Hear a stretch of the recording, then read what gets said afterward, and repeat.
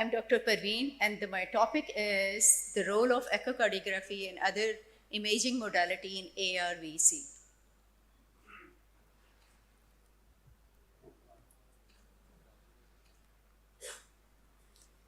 These are my goal, but I will focus on mainly on echo and other modalities. So we know that ARVC or ACAM is a rare disease with male predominance, and it is the major cause of sudden cardiac death in adult, especially less than 65 years of old age. And it is an autosomal dominant pattern with a variable penetrance and incomplete expression. And about 50% of ARVC have an desmosomal gene defect. And it is in a progressive disease with fatty and the fibrofatty infiltration of the myocyte, and which is progressive, especially in patients who are doing exertion or exercise. This is the history. In 1986, it was described first as a nexus disease because it was identified in members of whole families in the Greek island, which is called Naxos. And because there is a correlation between the features, certain features like they have woolly hairs and a plantar and a palmar keratosis, and associated with the heart failure arrhythmias. So there is a correlation between the genotype and a phenotype in ARVC. In case of RV predominant, there is a desmosomal mutation mainly, but in case of left dominant, there is non-desmosomal are also present, which are flamin and the phospholamban.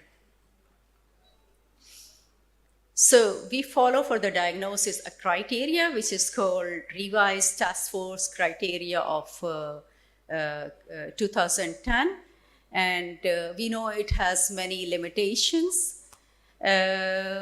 For the definite diagnosis, you should have 2 major and 1 major and 2 minors, or 4 minors criteria from the different categories. It has 6 or 7 categories, but I will concentrate on echo and CMR.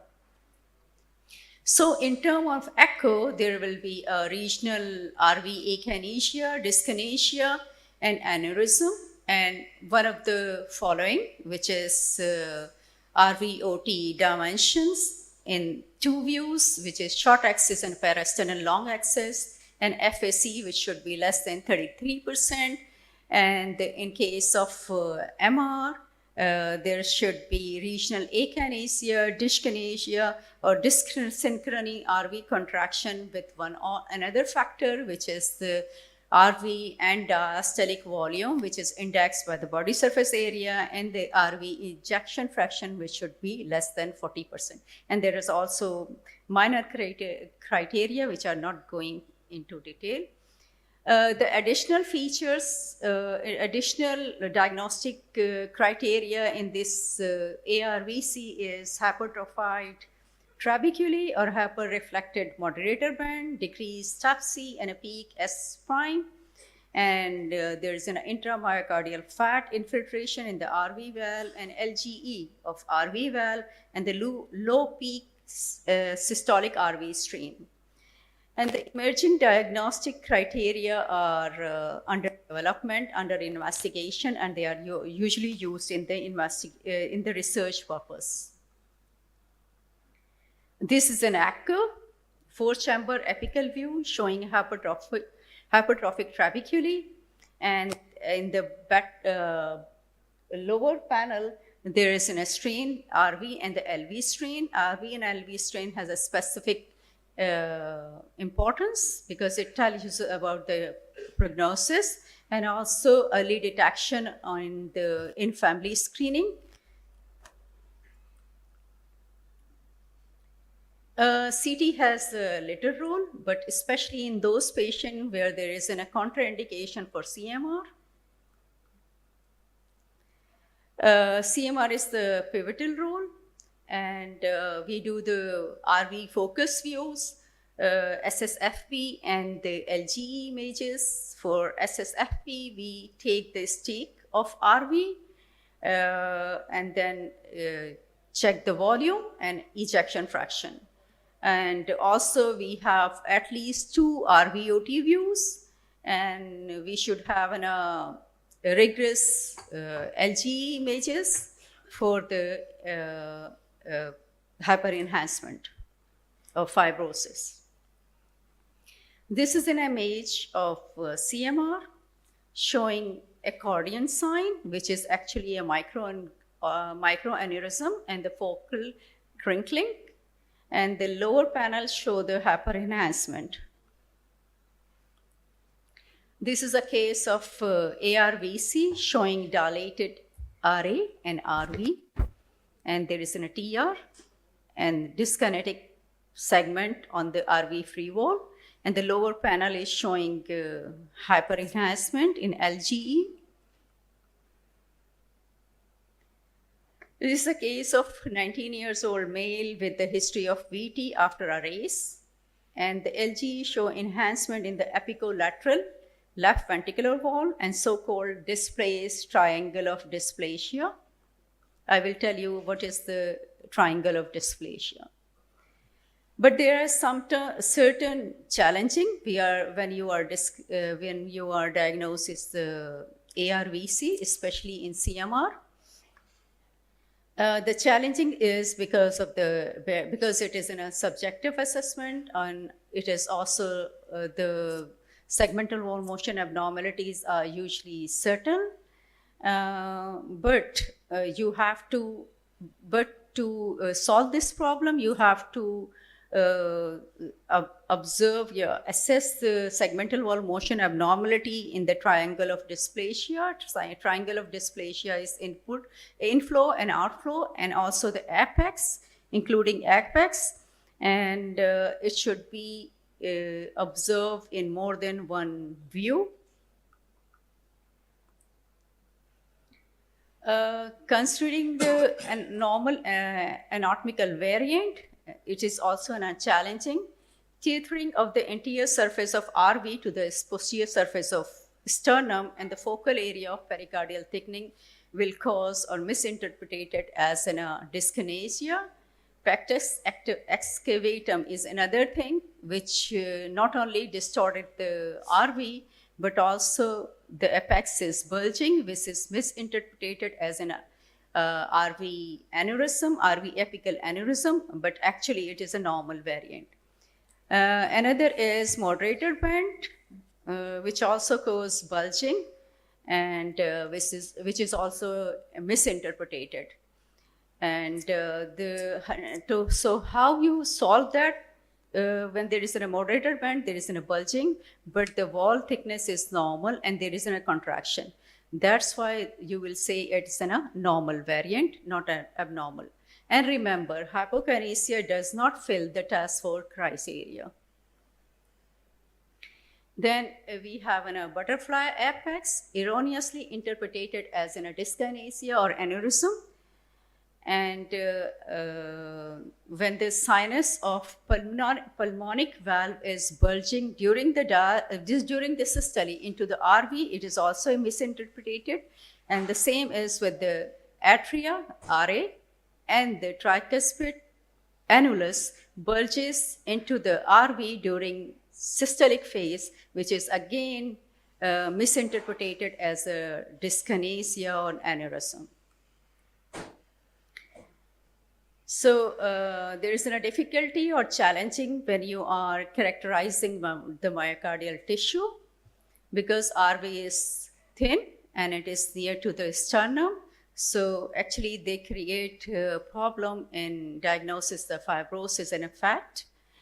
Fat can be seen in healthy individual, especially in obese elderly females.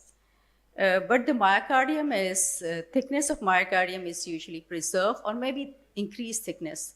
In comparison with the ARVC, which the thickness of that segment is thin when there is enough fat. These are some examples. The first is tethering of the RV to the sternum, and look at the second one, how the pectus excavatum distorted the RV, and the butterfly apex, but actually apex is formed by the LV, but in case of butterfly apex, which is a normal variant, there is a two apex, and the apex of RV bulges and look like aneurysm.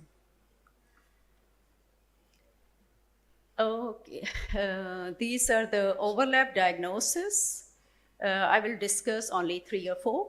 So the problem with the athlete's heart, in case of athlete heart, all the chambers are balancedly dilated, but normal thickness is less than 15 millimeter, and there is regional wall motion abnormality, and there is no LGE except there is an insertion point LGE sometimes.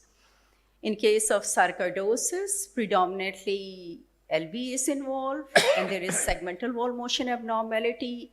There is a characteristic non-ischemic LGE pattern on our interventricular septum is preferably involved. In case of, if there is an sarcoidosis, you can do the CT, where you can see the lymphadenopathy, and PET is also show you the acute stage. The myocarditis, in case of myocarditis, there is reduced LV function, and there may be regional motion abnormality. And in case of CMR, when you are differentiating with the CMR, there is a tissue edema, which you can assess in the T2 images, and also subepicardial LGE, which is non-ischemic pattern. And also with the PET, you can assess, you can confirm the diagnosis of myocarditis. Unfortunately, a small number of the patient with the ARVC present myocarditis, and then afterward they were confirmed that this is a case of ARVC. This is a case of 58 years old female presented with episode of syncope while exercising on a treadmill. 2 minutes remaining. There is a bulging of the apex. That's great. So CMR, especially the CMR, is used for the risk stratification and management, especially the ICD. And there is a family screening, role of the family screening, which should be done in 1 to 2 years, and after 10 to 12 years of age, if the patient is asymptomatic. So the take-home message is that ACM is a biventricular disease with right predominant or the left predominant, and the 2010 task criteria have several important limitations. The Purdue's criteria, which I didn't explain because of the constraint of the time, is provide guideline and criteria for diagnosis of left dominant ACM and biventricular subtypes. And the recognition of the imaging appearance and the differential diagnosis ACM is important for the timely diagnosis and effective management. Thank you.